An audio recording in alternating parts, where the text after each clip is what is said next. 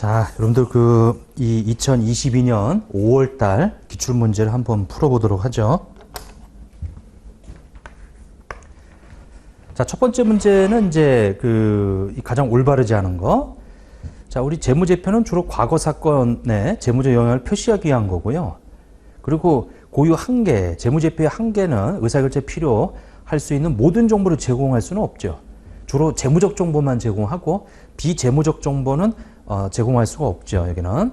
자, 위탁받은 자원에 대한 경영진의 수탁 책임, 회계 책임의 결과를 반영하고자 하고요.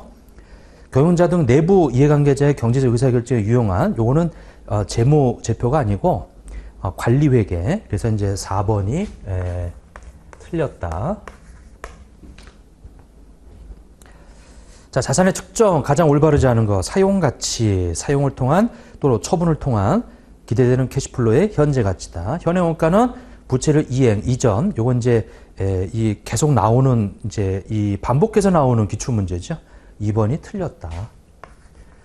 그래서 원가라고 하는 것은 부채를 차입하는 거죠. 차입할 때 수취해야 될 현금이나 그 밖에 경제적 자원의 우리 금액을 말하는 거지. 거기 이전해야 하는 그거는 갚는 건데, 그거는 원가가 아니고 이 가치예요. 이행 가치. 자, 3번 맞고 4번 맞고 그다음에 이제 3번 한번 보게 되면 작성 기준이다. 1번. 허용하지 않는 한 자산부채 수입 비용은 상기하지 않죠. 중요하지 않은 항목이더라도 성격이나 기능이 유사하면은 통합해서 중요하지 않은 항목은 성격 기능이 유사하면은 통합해서 표시할 수 있지. 2번이 틀렸네요. 거기 3번에 보면 이 IFRS에서 세부적으로 명시되지 않은 것은 재량이 부여되어 있고요. 유동수 수은수에 따른 표시 이 방법. 자, 그거 이 시목적 적합하다라고 하는 거, 그거를 제외하고는 원칙적으로 유동, 비유동으로 구분을 해요. 자, 4번. 자, 유동자산으로 계상할 금액은 얼마이냐? 단기 대여금 4만원. 그 다음에 매출채권 40만원. 그 다음에 성급비용 60만원. 선급금 5만원. 다 들어가네요. 근데 거기 기계장치가 있는데 기계장치는 유동자산이 아니죠. 그래서 이거를 다 더한 100. 44, 60, 5만원, 109만원이 되겠네요. 3번이 답이다. 자, 5번에 보면 보고기한 후 사건에 관한 가장 올바르지 않은 거. 1번에 보면 정산 확정되었다. 그럼 계속기업으로 작성하면 안 되죠? 예. 1번이 틀렸네. 자, 청산이 확정되었다. 재무제표는 계속기업 기준을 기초해서 작성하는 게 아니고요. 그리고 요걸 주석으로만 기재하는 게 아니고, 이거 굉장히 중요한 일인데, 회사가 그만하겠다고 하는 건데, 자, 1번이 틀렸고요. 2번에 보면, 배당을 선언했다. 배당금을 보고기한 말에는 부채로 인식하지 않고요. 다음 연도 초에 배당을 선언할 때, 그때 부채로 잡아주는 거고, 3번에 보면 소송사건, 확정돼서 금액이 수정을 요한다. 수정해줘야지. 발행 승인을 사이에 발생한 유리 불리한 사건을 보고기한 후 사건이라고 하고, 자, 그 다음에 6번. 자, 6번에 봤더니 재고자산의 가액은 얼마가 되겠느냐. 매입 거래를 통해서 증가하게 될 금액. 자, 매입 원가는 우리 거기 1000달러라고 되어 있네요. 자, 그 다음에 뭐 쭉 나와 있는데 거래 당시에 환율이 주어져 있어요. 매입 할인은 또 100달러를 또 할인을 받았고, 자, 1달러당 금액이 지금 1000원으로 되어 있고요. 요게 이제 매입가액이고, 거기다가 운송보험료라고 해서 10만원은 더해주고요. 10만원은 플러스 자, 환급 불가한 수익관세 및 제세금이다. 우리가 관세를 물게 되는데 이거 환급 안 해준대요. 그러면 내가 부담하는 거니까. 자, 제53 매입 관리부서에서 인원의 매입기간 인건비. 이거는 이제 이 직접 발생한 부대 비용이 아니지. 자, 그러면 900달러다. 그래서 곱하면 90만 원이고요. 10만 원에다가 2만 원이면은 100. 자, 2만 원이 되겠다라고 해서 3번이 답이 되겠네요. 이렇게. 자, 그 다음에 7번을 한번 보게 되면, 자, 그 문제에서 물어보는 게 매출원가 등 관련 비용을 계산하시오. 이렇게 돼 있어요. 아니, 근데 이거 우리가 기출문제로 계속 반복돼요. 거기 답안만 외워도 맞추겠네, 이거. 우리가 130만 원인가 계산하지 않았어요? 거기 30만 원하고 매입액 200만 원, 그 판매 가능 재고가 230인데, 그 평가 손실, 감모 손실, 차감후 금액이 100이래요. 그 100만 원 빼면 나머지가 다 되겠죠. 그래서 130만 원이 답이다. 요거는 우리 앞에서 풀었던 문제인데, 약간 살짝 변형했어요. 요게. 거기 12월 31일 날 평가 손실, 감모 손실, 차감 후라고 돼 있잖아요. 이게. 이렇게. 근데 이제 그 차감 전에 문제가 나왔었고, 근데 이제 어차피 답은 똑같이 130만 원이었어요, 이게. 자, 그래서 일단 230에서 100을 뺀 나머지가 다, 평가 손실, 감모 손실 다 포함한, 매출 원가가 되겠다. 관련 비용이 되겠다. 이렇게. 자, 8번. 자, 평가 관련해서 가장 올바르지 않은 것. 손해선주법은 실제 물량의 흐름을 고려해서 기말 재고액을 결정하는 이 방법이다. 이렇게 나와 있네요. 자, 이 실제 물량 흐름. 근데 좀 더 읽어봐야 되겠네. 2번. 손해선주법에 의하면 실질재고조사법과 계속기록법 중 어느 것을 사용하든 간에 결과가 똑같지. 가중평균법은 재고자산을 평가하고자 할 때 계속기록법에 따라 장부를 기록하는 경우에는 이동평균법이고요. 만약에 실질재고조사법인 경우는 총평균법이 되겠죠. 자, 특정 프로젝트별로 생산되는 제품 서비스의 원가는 개별법을 쓰고요. 이렇게 돼 있다. 그래서 1번이 틀렸지. 그러니까 이게 뭐냐면 실제 물량 흐름을 고려해서, 그러면 실제 물량 흐름을 고려한다는 얘기는 개별법을 얘기하는 거예요. 근데 손해선주법은 일반적으로 사업자들은 먼저 사가져온 물건을 먼저 내보낸다 이거죠, 이게. 근데 실제로 물량 흐름하고 일치하는지는 몰라. 장부상으로 그렇다는 얘기죠. 장부상으로. 그래서 가장 올바르지 않은 것은 1번이 되겠다. 그 다음에 이제 9번. 정부보조금이네요. 가장 올바르지 않은 것. 정부보조 회계처리 방법 결정에 있어서 기업에 어느 정도의 재량권이 부여되어 있죠. 이연 수익법, 자산 차감법. 알아서 해라. 자, 정부보조금은 재무상태표에 이연 수익으로 표시할 수 있다. 정보보조금 재무상태표 관련 자산을 장부에서 차감하는 방법으로 표시할 수 있다. 정보보조를 관련 자산에 차감하는 방법으로 표시하는 경우 유형자 장부금액은 유형자산의 취득금액이 아니고요. 그 유형자산의 이 취득금액에서 정보보조금을 차감시켜야지. 그 차감시킨 금액이 장부금액이 되는 거예요. 그러니까 정보보조금도 차감해줘야지.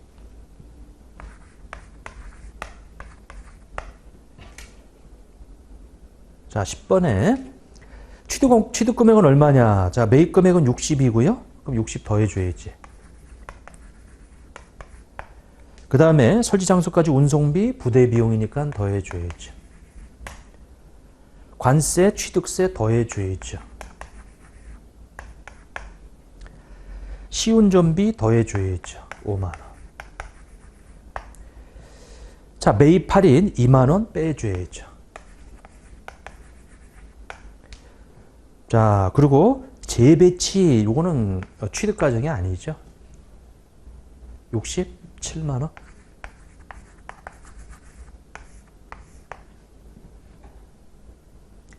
(67만 원) 그럼 4번이 답이네요. 자, 11번에 보면 자, 1월 1일 날 건물 건설 착공했어요. 지금 그 신축 관련해서 지출한 것이 이제 있는데, 그리고 공사 기간은 3년이네요. 자, 1월 1일 날 얼마 지출했어요? 1,000만 원.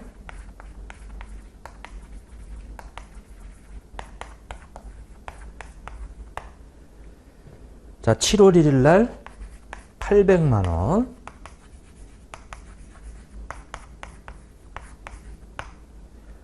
그리고 10월 1일 날 또 800만 원.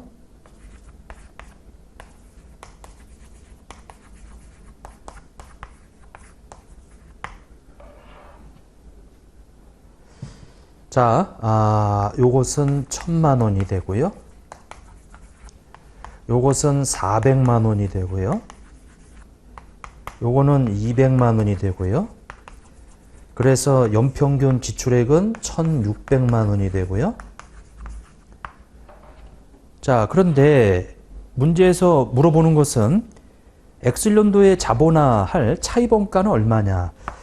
자, 1,600에다가 거기 K은행, S은행으로부터 돈을 빌렸는데 K은행으로부터 빌린 게 특정 차입금이네. 그게 800이에요. 그러면 1,600에서 여기다 쓸게요. 800. 이자율이 10%래. 80. 자, 1,600에서 800을 빼면 800이 있어요. 거기 S은행으로부터 빌려온 2,000만 원에 대해서 12분의 거기 7월 1일 날 빌려왔으니까 12분의 6개월 회계기간으로 하게 되면 이것이 1,000만 원이 되겠다. 1,000만 원이면 이제 얘가 답이 되겠네. 여기는 지금 곱하기 거기 8%가 되겠죠. 얘가 한도일 뿐이고 자본화 이자율은 요 8%가 되기 때문에 88에 64.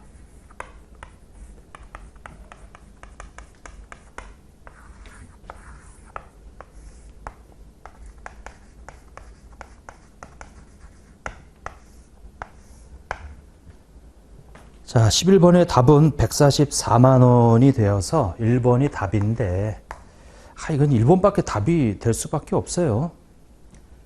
어차피 뭐 요거니까. 자, 그 다음에 12번. 자, 무형자산에 해당하는 금액의 합계는 얼마냐? 미래 기술에 관한 지식 탐구, 연구비죠.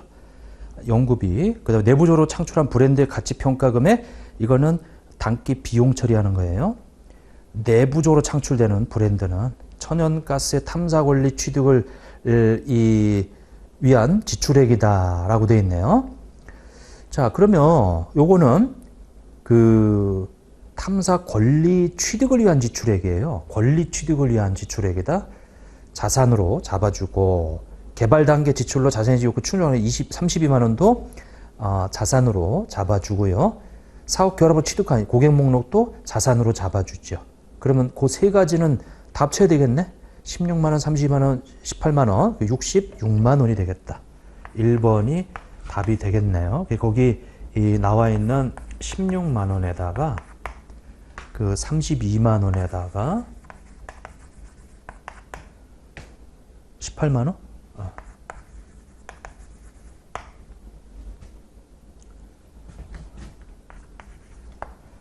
자, 13번 보면 상각에 대한 설명으로 가장 올바르지 않은 내용수가 유한한 무형자산은 상각하죠. 비환적인 것은 상하지 않고 상각 방법은 소비 형태 반영하죠. 소비 형태를 결정할 수 없으면 정해법이고 그 다음에 잔존가치 상각기간 상각 방법 매개념 말에 검토하고요. 그 다음에 그거 변경하는 것은 회계 추정의 변경으로 봐서 전진 적용하는 거지. 자, 투자부동산에 해당하는 거 모두 고르면은 1번 정상적인 형태 판매, 이거 재고자산이고 자가사용 유형자산이고 미래투자 이거 부동산으로 디귿. 자, 리스 제공자가 운용리스로 이 제공하기 운용리스는 임대차예요. 그러니까 당연히 이것도 그 다음에 금융리스를 제공한 부동산은 이거는 인식 안 하죠. 그래서 디귿과 리을 두 가지 3번이 답이다. 3번이 답이다. 이렇게. 자, 15번에 보면 금융자산의 분류에 대한 설명으로 가장 올바르지 않은 것은 자, 원리금 수치 매도 FV OCI네요. 맞고 원리금 수치만을 AC. 근데 다만 회계불이익 제거 하기 위해서 최초 인식점에 FVPL로 지정할 수 있다. 자, FV OCI 금융자산 취득 시 지출한 거래원가는 취득원가 가산하고요. FVPL 자, 그 공정가치 변동은 단기 손익이지. 4번이 틀렸다. 이렇게. 자, 돼 있고요. 근데 거기 4번에 보면은 단기 매매 목적으로 보유하는 지분 상품.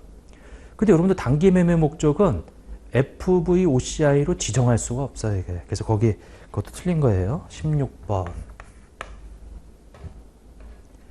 FVOCI 해당 주식 관련해서 FV 단기 손익에 반영되는 항목으로 가장 옳은 거. 자, 주식 보유로 인한 배당 수익이다. 배당 수익. 이거는 단기 손익으로 반영하죠. 주식 처분으로 다시 한번 봐보죠. 주식을 취득하고 FVOCI로 측정 분류하였다. 해당 주식 관련해서 인식하게 될 계정가목 중 단기 손익에 반영되는 항목으로 가장 옳은 것은 주식 보유로 인한 배당 수익. 근데 거기 이 3번, 4번 주식 공정가치 평가로 인한 평가 손익과 주식 취득과 관련하여 발생한 거래 원가. 이거는 단기 손익으로 반영 안 하죠. 근데 2번에 보면 주식 처분으로 인한 처분 손익이 있는데 얘는 요 문제는 조금 오류가 있는 것 같아. 이게 배당 수익은 당연히 단기 손익으로 들어가요. 그런데 2번에 나와 있는 주식 처분으로 인한 처분 이 손익 있잖아요. 이거. 그럼 이게 주식 처분을 하게 되면은 원래 그 처분 손익은 그것까지도 뭐예요? OCI로 들어가 이게. 근데 중요한 거는 거래 원가가 발생하면은 그거만큼 처분 손실이 발생하거든. 근데 그거는 단기 손익으로 집어넣어야 되거든요. 그러니까 약간 완전히 맞는 답은 1번이고 2번도 단기 손익에 반영될 수 있어요, 이게. 근데 뭐 일단은 완전히 맞는 것은 1번이니까. 자, 17번 쭉 나와 있는데 거의 상계된 매출 채권은 얼마냐 이렇게 나와 있네요. 자, X2년 12월 말에 이 기말에 8만 5천 원?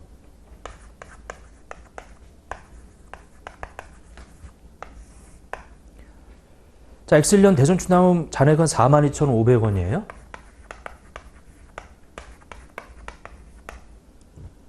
X년에 인식한 대전상가비는 72,500원? 72,500원. 요거 72,500원이다. 기말에. 자, 여기서 72,500원이다라고 하게 되면 72,500원이라고 하는 것이 여기 72,500원이라고 해서 대전상가비가 잡히는데 그 여기 72,500원이라고 한다면 이게 이제 85,000원이 무조건 돼야 되거든요. 그러려면 여기 지금 대손으로 우리가 처리해야 될 이 금액은 얼마가 되냐면은 12,500원만큼 해서 이 12,500원이면은 12,500원 3만 원인가요? 이게 이렇게 42,500원에서 3만 원 빼면 12,500원에다가 이 더하게 되면 85,000원이 되겠지. 그래서 요거 17번의 답은 4번이 되겠다. 자, 그 다음에 18번에 보면 자, 사채로 인해서 총 이자 비용은 얼마냐 이렇게 돼 있네요. 자, 액면 금액이 5천이에요. 그리고 거기 이 표시이자가 4%니까 5천에 4%면 200인데 만기가 3년이니까 200에 3년. 자, 그러면 600이니까 5,600이 되겠죠. 이게 이제 우리가 사채를 발행하고 미래에 지급할 금액이에요. 근데 사채의 우리 발행가액은 시장이자율이 6%로 돼 있으니까 5천만 원에 6%의 현가 계수가 거기 그 0.8396이에요. 0.8396. 그리고 요 200만 원이라고 하는 것에 연금의 현가 계수가 2.673이 돼요. 이렇게.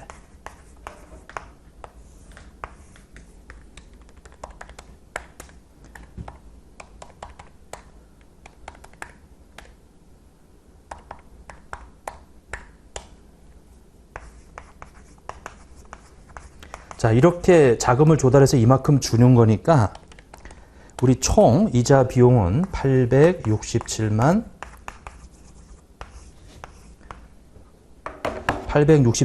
4천 원이라고 하는 것이 우리가 부담해야 될 총이자가 되겠다. 이렇게. 자, 19번에 보면은 사채 보유자의 희망에 따라 주식으로 전환할 수 있는 권리가 내재되어 있는 사채. 뭐 이건 이 전환 사채죠. 이렇게. 근데 거기 그 주식으로 전환할 수 있는 거예요. 우리가 주식을 행사가격으로 살 수 있는 것은 신주주권부사채인데 거기 전환사채는 사채 보유자의 희망에 따라 요거는 이제 전환권을 행사하면 주식으로 전환할 수 있는 1번이 되겠다. 자, 20번에 보면 사채와 관련한 설명으로 가장 옳은 것은 자, 이 봤더니 사례와 관련한 거 석유 사업을 영위하는 중이며 오염을 유발하고 있대요. 그럼 국가에서 오염을 토지를 정화해야 한다는 그 법규가 없대. 그럼 내가 지금 토지를 오염시키고 있지만은 의무가 있어요, 없어요? 법적으로 제지하는 게 없으니까 의무가 없단 말이에요, 이게. 근데 거기 쭉 봤더니 이 법률안이 제정이 되면서 엑셀 연말 현재 거의 확실시 됐대요. 그러면 이제 충당부채가 생기는 거지. 이게 토지 정화 원가에 대한 최선의 추정치로 충당부채로 인식한다. 맞네요.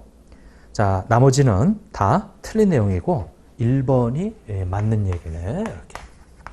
자, 이렇게.